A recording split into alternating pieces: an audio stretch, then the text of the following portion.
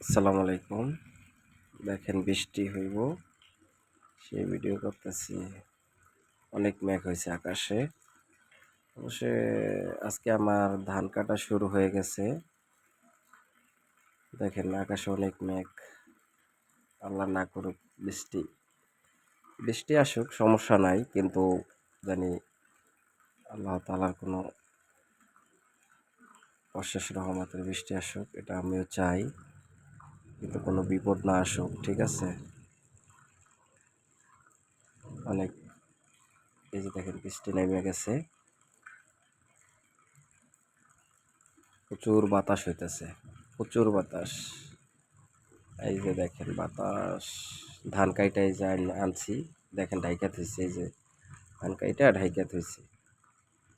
বৃষ্টি হইতেছে, আসলে সমস্যা নেই বৃষ্টি হইলে।